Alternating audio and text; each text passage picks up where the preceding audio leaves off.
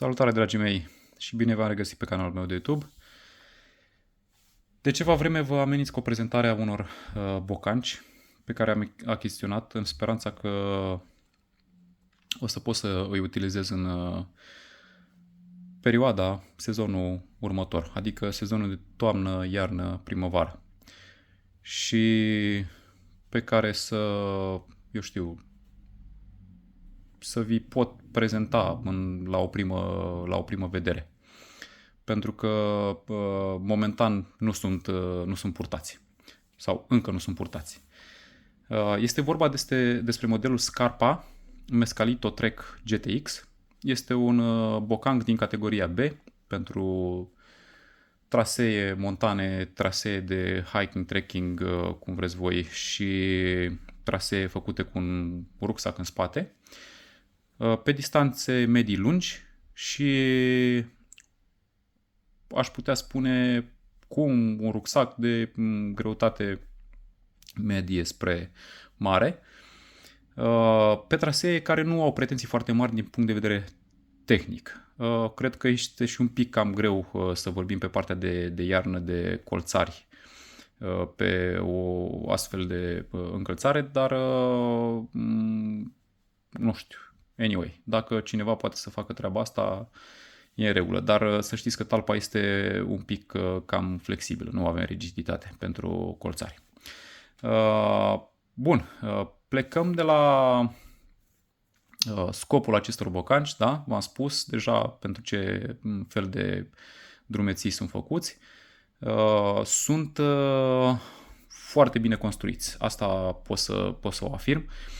Avem fețele construite din materiale sintetice și piele suid, după care în partea inferioară avem o galoșare cu un cauciuc destul de poros în partea din spate, după cum vedeți, și un pic modelat așa, pe care apare și denumirea producătorului, iar în partea din față cu un cauciuc mai aderent așa, mai puțin poros, și aș putea spune că este chiar o galoșare 360 de grade. Da? Deci, partea de protecție în ceea ce privește frecarea cu stâncile sau alte categorii de vegetație, cred că este asigurată în partea inferioară și n-ar fi probleme. Da? Deci, din punct de vedere al rezistenței, discutăm de materiale de înaltă calitate. De asemenea, vorbim de o piele destul de groasă, cu ceva imprimeuri pe lateral, cu cusături dublate în anumite zone, iar acolo unde vedem prinderea șiretului, putem observa că sunt întărite și cu ochiuri metalice și mai sus chiar avem și altfel de prinderi față de cum vedem de obicei. Deși sunt prinderi metalice, au oarecare flexibilitate între baza prinderii și șiret. Da?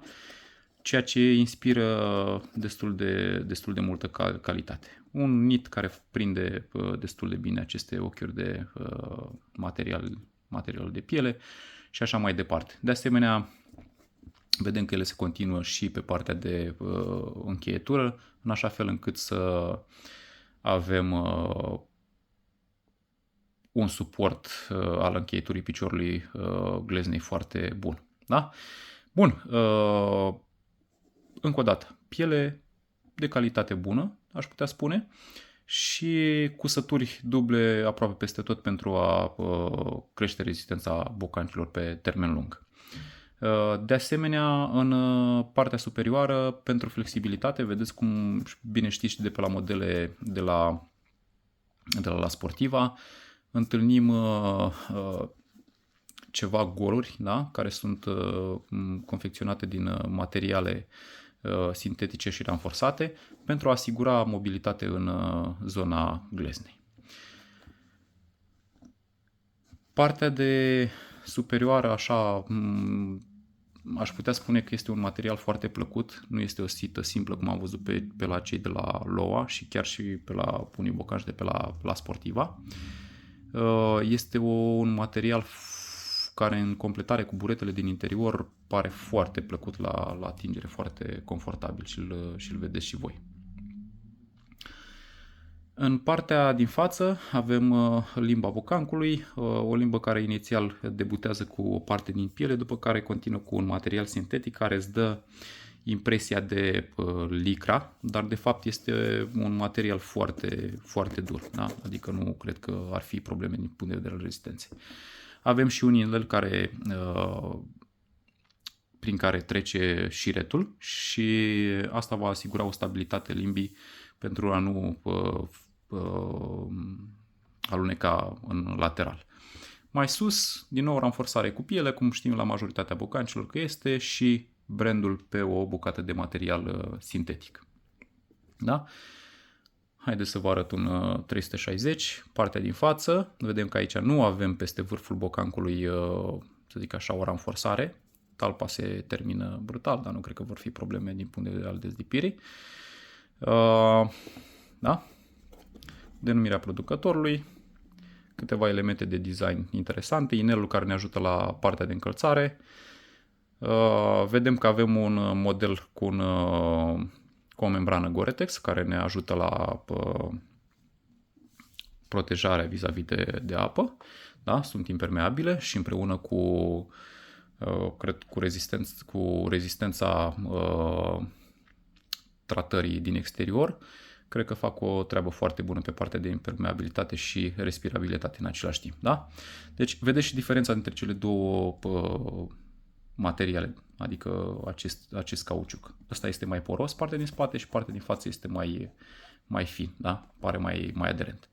Bun, continuăm cu partea inferioară, da? Talpa. În primul rând,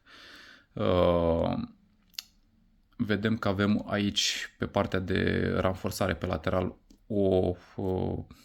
să zic așa, o spumă puțin mai densă și mai tare, mai dură, care asigură stabilitatea pe lateral. Avem partea de impact în zona călcâiului, o spumă mai moale, da? Care va absorbi șocul și va asigura confortul pe distanțe lungi. De asemenea, pe partea din fața labei piciorului avem această spumă care va asigura confort. Și continuăm cu o talpă Vibram, da? După cum bine vedeți, cu niște crampoane nu extraordinar de adânci, dar care am înțeles că fac o treabă extraordinar de bună. Vedeți și o dispunere foarte, aș putea spune, ciudată, dar în același timp bine gândită pentru a asigura o aderență atât pe partea de frânare cât și pe partea de urcare, indiferent de situație, chiar și pe lateral pentru a nu aluneca piciorul. Un Vibram care este branduit cumva de cei de la Scarpa. Această talpă se numește Vibram TRK XS, ceva de genul, adică e ceva special de la Scarpa și care am înțeles că face o treabă foarte bună. Bun, una peste alta, bocancii inspiră calitate în tot ceea ce se vede în exterior și cred că vor avea o rezistență destul de sporită. Hai să vedem ce găsim la interior. Bun, la interior găsim acest finisaj, da? Foarte plăcut la atingere în partea superioară, iar în partea, să zic așa, de interior găsim nu se vede foarte bine, îmi pare rău, dar uite, acum cred că se vede mult mai bine. Găsim o finisare cu un material negru care ascunde această membrană Gore-Tex. Ce pot să vă spun? Acest material nu este un material care să imite așa o lăniță sau mai știu eu, ci este un material care este sintetic, dar cred că va asigura o respirabilitate destul de bună și asta va face ca piciorul să nu se simtă umed la distanțe mari. Da? Partea de etichetă, vedem producătorul, modelul, da? Sunt făcuți în Italia, așa se spune. Și avem și partea de tălpic, da? Tălpic care apare cu denumirea producătorului, nu este nimic extraordinar, o spumă, da? Vedem Airsoft, antibacterial și o oarecare modelare după picior. Da? Nimic special. De asemenea, da? Avem un șiret interesant ca și textură și ca și atingere. Are un feeling ciudat, așa, parcă pui mâna pe ceva așa rugos. Da? Adică țesătura nu este una obișnuită și nici nu sunt foarte tari cum întâlnim pe la Sportiva. Sunt destui de moi. Ce mai plăcut așa și vreau să vă arăt din aproape, dacă se vede, pe partea interioară acestor inele metalice de care se prinde șnurul avem un plastic branduit cu acest logo de la Scarpa. Ok, deci cam asta despre bocanci, cum arată și cum se simt și dacă inspiră calitate. Ce aș mai putea să vă mai afirm despre acești bocanci? Au un preț care a variat undeva între 180 și 250 de euro. Deci am văzut în mai multe magazine și trebuie căutați cu foarte mare atenție. Pot să vă mai spun că apar sub diferite combinații de culori. Cele mai, din câte mi-aduc eu aminte, cel puțin la bărbați, avem acest gri cu un negru și cu iarăși o tentă de gri la talpă. Avem un model cu negru și deci cu piele neagră și cu galoșare neagră și aceste dungi, da, pe cauciuc sunt cu galben sau portocaliu, ceva de genul, și mai avem galben. Și mai avem un model cu piele albastră și galoșarea neagră, aceste dungi cu portocaliu și zona aceasta a tălpii apare iarăși cu portocaliu. Adică niște combinații destul de atractive, care spun eu că vor fi foarte interesante pentru majoritatea dintre noi. Bun, cum se simt acești bocanci în picioare? Am încălțat puțin și mi-am dat un pic seama de cum stau lucrurile. Avem de-a face cu un bocan la mărimea 44. Avem de-a face cu un bocan care are o greutate undeva de vreo 740 de grame. Deci nu sunt foarte ușori, cei drept pentru clasa din care fac parte, dar încă o dată și materialele sunt destul de dure așa și de calitative. Și la mărimea 42 am înțeles că au undeva pe la 1270 de grame, ceva de genul. Mai avem și varianta feminină. Încă o dată, sunt prevăzute cu membrană, da? Aceste încălțări. Și ce aș putea să vă mai spun legat de ce am mai citit prin review-urile altor, să zic așa, prezentatori, ar fi faptul că au apărut ceva probleme la persoanele cu greutate mai ridicată așa, în zona acestei tălpi, da? S-ar fi desprins pe undeva prin zona aceasta. Și pentru persoanele care au piciorul mai lat, ar fi o problemă, fiind destul de înguste ca și calapot. În schimb, aș putea să afirm total opusul. Aș putea să spun mai degrabă că sunt făcute pentru persoane care au piciorul un pic mai lat. Eu fiind slab, adică având undeva pe la 1,80 m și aproape 80 de kilograme, pot să afirm că le simt puțin lărguțe. Bine, ce-i drept că e și mărime destul de mare, adică am luat cu o jumătate de număr mai mare și față de alte încălțări chiar sunt cu o jumătate de număr mai mare sau dacă nu chiar mai bine. Eu am zis că poate bag un ciorap mai gros, așa cum e de dorit să fie purtate pe timp de iarnă și să nu am probleme. În schimb, constat cu stupoare că, să zic așa, potrivirea lor este un pic mai mare față de ce spune producătorul, acolo unde este dată dimensiunea în centimetri a tălpicului. Bun, cam atât, dragii mei. S-a dorit mai degrabă o prezentare de început, așa, ca un unboxing. Cum se prezintă el ca și materiale, cum sunt categorisite pe partea de utilizare și o să văd pe termen lung cum se vor comporta. Îmi place iarăși ca și design, par destul de atractive așa și de sportive. Apar aceste imprimeuri, atât pe galoșare, deci nu este o galoșare simplă, cât și pe partea de piele, da? Și chiar și în zona tălpii, da? Vedem că avem destule linii și striații care să ne inspire așa sportivitate, agresivitate.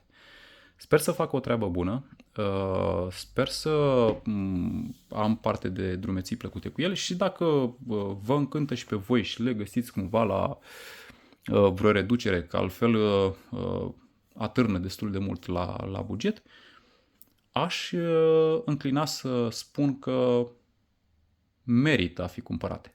În schimb, vreau să vă interesați foarte bine pe partea de cum vin pe picior. Încă o dată, având un picior mai lat, atunci ar trebui să fiți atenți la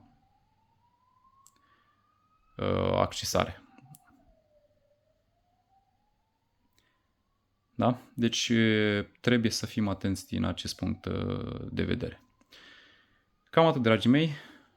În speranța că v-am scos în evidență încălțări care, din nou, scopul canalului este de a vă insufla achiziții de calitate. Sper să vă placă, sper să faceți achizițiile cu corespunzător și cu cap și dacă v-a plăcut acest material și alte materiale pe care le am pe canal, dați un share, dați un like, abonați-vă și până data viitoare toate cele bune. Promit să revin în forță în toamna asta pentru că am multe de prezentat, multe echipamente și sper ca și ieșirile să fie filmate și să vi le arăt și vouă. Mulțumesc, până data viitoare, toate cele bune.